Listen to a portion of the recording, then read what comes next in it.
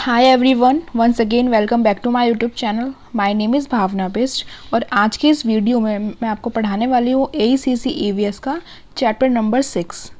Chapter number 6 आप लोगों का है नेचुरल रिसोर्सेज, वाटर रिसोर्सेज। हमने इससे पहले आपके चैप्टर 1, 2, 3, 4, 5 हम उन पाँचों चैप्टर को पढ़ चुके हैं और मैंने आप लोगों के लिए AECC की प्लेलिस्ट को क्रिएट कर रखा है EVS की।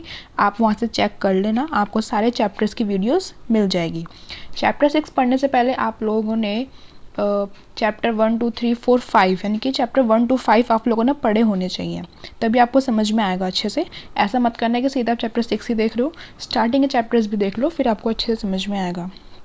आज हम पढ़ने वाले हैं natural resources, water resources. Chapter 5 में हम लोगों ने बात की थी लैंड रिसोर्सेज के बारे में, आज बात करेंगे वाटर रिसोर्सेज के बारे में। अब वाटर रिसोर्सेज क्या होते हैं वो आपको समझाने की ज़रूरत नहीं है, आप बहुत अच्छे से जानते हो कि that what are the water resources. Basically water resources are all the water bodies present in our earth such as lakes, ponds, rivers, oceans, seas, all these are the water resources in our earth. हम सिर्फ topic से शुरू करेंगे। Your first topic is hydrologic. Hydro means water, hydrologic cycle and distribution of water. Water exist in any of 3 forms. Water की भी ना forms होती है, कौन कौन सी फॉर्म्स है? Solid, liquid and vapour, water vapour जिसको हम बोलते हैं। जो आपका पानी है वो इसका बिल्कुल मैंडेटरी नहीं है कि वाटर हमेशा आपका लिक्विड फॉर्म में ही हो, ठीक है। वाटर जो है आपका सॉलिड, लाइक जो आपकी आइस होती है या जो आपकी स्नो होती है, आइस एंड स्नो भी आपकी सॉलिड फॉर्म में होती है और वो एक वाटर का फॉर्म है, क्योंकि जब आइस एंड स्नो जब मेल्ट हो जाती है तो वो वाटर बन जाती है, ठीक है। वाटर ही होता है वो। एंड लिक्विड आपको पता है ये फ्रेश वाटर जितने भी हमारे रिवर्स में, लेक्स में वाटर है, all these are the liquid form. And vapour जो होता है, वाटर वेपर, भाप जो होती है, वो सब चीज़ें इसमें आ जाती है। Water continuously circulate through the environment from the oceans to the atmosphere to the land and back to the ocean by hydrologic cycle. Basically hydrologic, ये आप याद रखना, आप नोट्स भी बनाते जाओ अगर आपको अच्छा स्कोर करना है तो, और जो इम्पोर्टेंट है उसको लिख भी लिया करो, क्योंकि सिर्फ वीडियो देख लोगे इतना समझ में नहीं आएगा जब तक आप खुद नहीं लिखोगे। बेसिकली यहाँ पे समझाने की कोशिश की कि व्हाट इज़ हाइड्रोलॉजिक साइकिल। अब देखो वाटर हमारी अर्थ पे प्रेजेंट है, ठीक है। यहाँ पे कि water continuously circulates through the environment. जो वाटर है हमारा इन्वायरमेंट में वो सर्कुलेट होता रहता है ओशन से एटमॉस्फेयर में। लाइक जो हमारा ओशन होता है, जैसे अभी आप लोगों ने वो रीड की थी वाटर साइकिल, ये भी उस तरीके की साइकिल है। लाइक जो हमारी वाटर वेपर्स होती है वो ऊपर जाके जब अपने क्लाउड्स फॉर्म कर लेती हैं, फिर वही क्लाउड्स जो होते हैं वो रेन की फॉर्म में अपना वाटर अर्थ पे सर्कुलेट कर देते हैं, ठीक है। तो यहाँ पे वही लिखा हुआ है कि वाटर जो है वो सर्कुलेट होता है ओशन टू द एटमॉस्फेयर, फिर लैंड, फिर दोबारा ओशन में मिल जाता है। तो ये होता है हाइड्रोलॉजिक साइकिल। ये सेम डेफिनेशन जो है यहाँ से लेके यहाँ तक, ये आप नोट डाउन कर लो, उसको लर्न कर लेना, okay. The result is a balance among water in the ocean, on the land, in the atmosphere. This way hydrologic cycle inter related various forms of water available on earth surface and continually renew the supply of fresh water on land which is essential to terrestrial organism। यहाँ पे यही बताया गया कि जो hydrologic cycle है, हमारा जो वाटर है और हमारी इन्वायरमेंट में वो सर्कुलेट होता रहता है। और वाटर की जो फॉर्म्स होती है वो लिक्विड नहीं, वाटर की 3 फॉर्म होती है। First is solid, second is liquid and third is vapour. In the solid we will count ice and snow, and in the liquid you will count fresh waters, marine, and in the vapor you will be counting water vapors and stream, भाप जो होती है, ठीक है। तो ये water जो है कंटिन्यूसली हमारी अर्थ पे सर्कुलेट होता रहता है। कभी एटमॉस्फेयर से वो मतलब कभी हमारी एयर से वो लैंड पे आ रहा है, कभी ओशन से एटमॉस्फेयर में जा रहा है। तो ये प्रोसेस जो है इसको बोलते हैं hydrologic cycle. However, approximately 97.5% of the earth water is in the ocean and contains a high amount of dissolved salt। अब आपको पता है जो ओशन, जो समुंदर का जो पानी होता है वो सॉल्टी होता है, वो नमकीन होता है, ठीक है। आप उसको डायरेक्टली नहीं पी सकते हो। यहाँ पे लिखा है कि 97.5% ऑफ अर्थ का जो वाटर है वो जो ओशन है उसने कवर कर रखा है, यानी कि फ्रेश वाटर नहीं है, जो सॉल्टी वाटर है 97.5% हमारी अर्थ में सॉल्टी वाटर है। Sea water is too salty for consumption and other uses like agriculture and industries. ये जो ऊपर 97.5 है ये अर्थ का है, ठीक है। अगर हम अपना इंडिया का बात करें तो इंडिया में जो 70% है, 70% हमारा सॉल्टी वाटर है, यानी कि ओशंस हैं, एंड बाकी का 30% फ्रेश वाटर है। Okay, sea water is too salty, sea water बहुत ज़्यादा नमकीन होता है, उसको आप नहीं पी सकते हो। And other uses like agriculture industries, ना उसको हम यूज़ कर सकते हैं अपने एग्रीकल्चर में, इंडस्ट्रीज़ में कहीं भी यूज़ नहीं कर सकते हैं, ठीक है। मतलब for example if you water your garden with sea water, for example समझो अब आप अपने गार्डन में पानी दे रहे हो, वो भी नमकीन पानी, सी वाटर दे रहे हो, योर प्लांट्स वुड डाई, आपका प्लांट मर जाएगा, क्योंकि जब तक आपका जो पानी है वो फ्रेश नहीं होगा तो आपका प्लांट ग्रो नहीं कर पाएगा।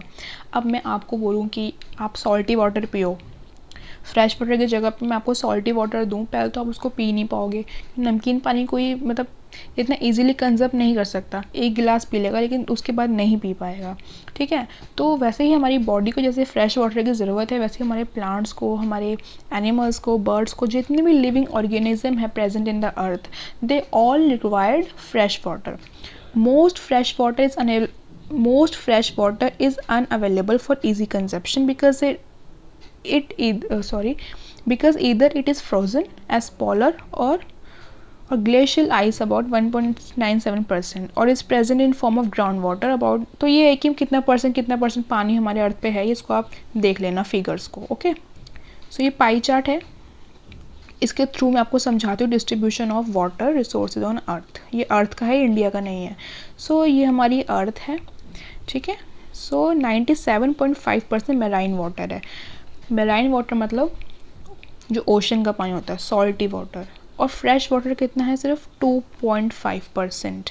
और उनमें से जो फ्रेश वाटर है, फ्रेश वाटर में क्या क्या है, 1.97 है glacier, ice and ground water, और 0.03% ये लेक्स, रिवर्स, ये सब हैं, और 0.5 है एटमॉस्फेरिक वाटर। ओके, सो इससे आप जान सकते हो कि हमारी अर्थ पे सबसे ज़्यादा क्या है, मेराइन वाटर है, सॉल्टी वाटर है। फिर है एक्विफायर्स पढ़ेंगे।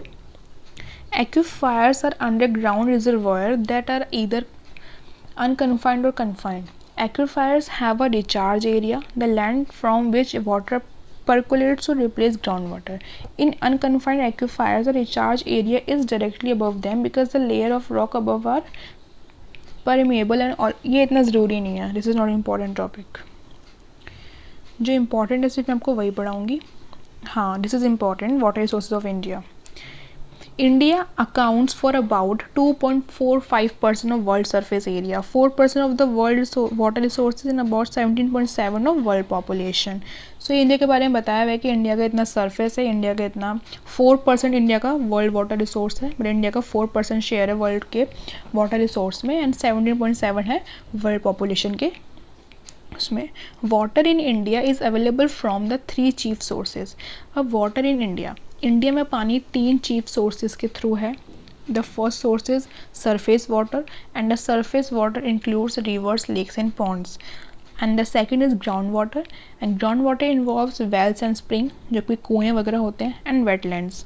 The water availability in India is reducing due to increasing population. So over population ही है जो हर चीज़ की इंडिया में जितनी भी मतलब किस चीज़ की अगर कमी हो रही है तो उसका जो रीज़न है वो क्या है, इंक्रीजिंग पॉपुलेशन। सो अब जो इंडिया की पॉपुलेशन बहुत ज़्यादा ग्रो कर रही है तो इसकी वजह से जो हमारे इंडिया में वाटर है वो कम हो रहा है। क्योंकि वाटर कम क्यों हो रहा है, क्योंकि लोग ज़्यादा हैं, ठीक है, लोग ज़्यादा हैं और वाटर उतना है नहीं, इसलिए। The average annual water availability in 2001 was 1816 cubic meter per capita and had been reduced to 1545 cubic meter per capita in the year 2011. तो ये कुछ फिगर्स हैं, इसके थ्रू आप आइडिया लगा सकते हो कि इंडिया में कितना ज़्यादा वाटर रिड्यूस हो रहा है due to over population. Okay, फिर है सरफेस अब देखो सरफेस वाटर रिसोर्सेज में आपकी रिवर्स, लेक्स, ये सब आते हैं, तो इसको आप रीड कर लेना। इसमें आपको हमारी इंडिया में जितनी भी रिवर्स हैं उनके नाम पता लग जाएंगे। ओके, कोई टॉपिक समझाने का नहीं है एज सच, इसलिए मैं नहीं समझा रही हूँ। Second is ground water. अब ग्राउंड वाटर में भी आप देख सकते हो, फिर लैगून्स and back waters. Next is water demand and utilization. India has traditionally been an agricultural country. आपको पता है इंडिया सिंस इंडिपेंडेंस, और सिंस इंडिपेंडेंस से पहले भी इंडिया एग्रीकल्चर कंट्री थी। मतलब इंडिया में सबसे ज़्यादा जो ऑक्यूपेशन थी फॉलो होने वाली वो क्या थी, agriculture. Around 70 to 80% people were engage in agriculture field. Okay, agriculture and its related activities are the leading source of livelihood for about 2/3 of its population. So मतलब इंडिया में 2/3 of its population जो है वो agriculture में involve है और वही उनका मतलब सोर्स ऑफ लाइवलीहुड है। Beside this, water is also required in large amount of domestic, industrial, energy and other needs. अब वाटर उनको चाहिए, either it is either for their domestic use or industrial or energy or other needs. Unlike land, availability of water varies from time to time and place to place. Being a monsoon land, the bulk of rainfall is confined to a brief period, 3-4 months of monsoon season. Okay. However, due to increase in population and changing lifestyle, water consumption increasing dramatically with season and time. In addition, conversion of agricultural land to residential or commercial purpose reduce the open area available for natural recharging of ground water during monsoon periods. So अब आपको पता है जो rain water harvesting होती है basically इसलिए होती है कि हमारे जितने बारिश का पानी है उसको हम स्टोर कर सकें, बाद में यूज़ कर सकें। अब पॉपुलेशन बढ़ रही है, तो लैंड की ज़रूरत हमको ज़्यादा पड़ेगी। सो इस चक्कर में जितने भी एग्रीकल्चर लैंड्स थे, जिन लैंड के ऊपर पहले खेती हुआ करती थी, अब उन लैंड्स के ऊपर हम अपनी बिल्डिंग्स बना रहे हैं, हम अपनी इंडस्ट्रियल सेटअप कर रहे हैं। सो वो कहीं ना कहीं जो हमारा ग्राउंड वाटर स्टोर होता था उन लैंड्स में वो अब नहीं हो पा रहा है। In fact more than 90% of India's water demand is for agriculture. और इंडिया में 90% 90% जो इंडिया का वाटर डिमांड है वो एग्रीकल्चर के लिए जाता है। Hence to meet the increase agriculture production, development of irrigation. अब एग्रीकल्चर में क्या इरीगेशन होती है, सब होती है, इसलिए पानी ज़्यादा चाहिए होता है। For this various multipurpose river valleys project like Damodar river valley project, Bhakra Nangal project, Kosi project, Hirakud dam and all this dams. So dams basically इसलिए होते हैं कि वाटर को हम स्टोर कर सकें। ठीक है, the share of agriculture sector in water utilization is much higher than these sectors. So यहाँ पे वाटर ये सब शेयर बताया हुआ है कि कितना मतलब है ना, उसको आप देख सकते हो। ये इतना ज़रूरी नहीं है, बस यहाँ पे ये वाटर की जो प्रॉब्लम्स हो रही है इसको आप रीड कर सकते हो। वाटर क्वालिटी क्यों डिट्रॉइट हो रही है, जो टॉपिक है हम सिर्फ वही पढ़ेंगे, बाकी इसको आप अपनी अंडरस्टैंडिंग के लिए रीड कर सकते हो। फ्लड आपको पता है, बाढ़ आना एंड ड्रॉट, सूखा पड़ जाना।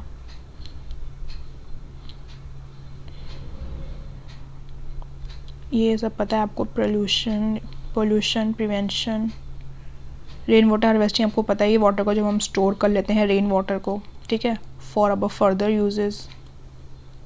डैम आपको पता ही है। ये केस स्टडी है, इसको आप रीड कर सकते हो, बाकी कुछ इतनी इंपॉर्टेंट नहीं है। इस चैप्टर में कुछ था नहीं बेसिकली, बस आपको वाटर रिसोर्सेज क्या होते हैं आपको बस अंडरस्टैंडिंग होनी चाहिए। और जो फर्स्ट हमने लीड की थी हाइड्रोलॉजिक साइकिल, वो आपको पता होना चाहिए। नेक्स्ट चैप्टर हम पढ़ेंगे एनर्जी रिसोर्सेज। ठीक है, तब तक के लिए यहाँ तक के लिए आप पढ़ के रखिए। कोई भी डाउट है आप मुझसे पूछ लेना कमेंट बॉक्स में। अगर कुछ और चीज़ पूछनी है, आपकी कोई भी और क्वेरी है रिलेटेड टू दिल्ली यूनिवर्सिटी और एनी अदर थिंग, सो मेरा इंस्टाग्राम हैंडल आपको डिस्क्रिप्शन बॉक्स में मिल जाएगा। आप सीधा अपना जो भी आपका क्वेश्चन है आप मुझसे पूछिए। ठीक है, because there were so many request of hi and hello, so I am unable to find you. ठीक है, सो it will be good if you will write your query so that I can identify you and I will answer your query. सो इस video में सिर्फ इतना ही। अब मिलेंगे अपनी next video में, तब तक के लिए टेक केयर, बाय बाय।